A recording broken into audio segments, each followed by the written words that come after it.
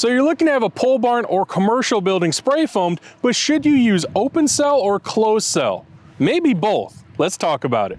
So you're used to seeing closed cell used on pole barn walls, very common, and for a lot of reasons. The closed cell being so tough and durable, it can stand up to any potential exposure or getting bumped into or nicked, and it's not going to get damaged and have to be redone. The durability really comes into play when used on a pole barn wall, especially if it's going to be left exposed. But when you're doing a pole barn, should you still use closed cell on the ceiling? Now, there's no reason why not to necessarily. All the same benefits, like I said, the durability of closed cell and of course its strong thermal resistance make it a good candidate for insulation anywhere. But there are some advantages to using open cell on a pole barn ceiling or roof deck.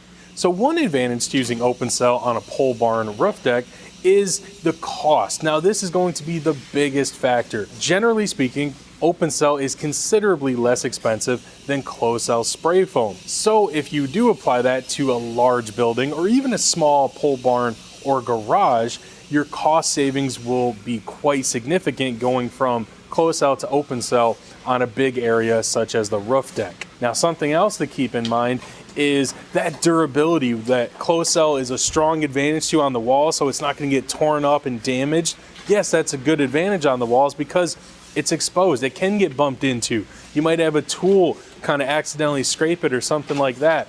It can happen. The chances of you bumping into the ceiling are much lower. So you don't really need that durability on your ceiling or on your roof deck inside your barn or your commercial building. So the advantages to closed cell being durable and being able to take a beating on your walls, you don't really see those benefits on the ceiling. So that's a good opportunity to save some cost and switch to open cell. Lastly, I do want to touch on the effectiveness of open cell. There's a lot of rumors out there about open cell not performing well, but that's simply not the case. When it comes to thermal resistance, open cell is very effective. It's used in all types of construction, mostly residential, but because of its strong thermal resistance. So as far as retaining temperatures or keeping hot or cold out of the building, open cell is going to serve you just fine. As far as it being an air seal, it's going to perform the same. Now, there is a difference when it comes to moisture penetration or bulk water penetration.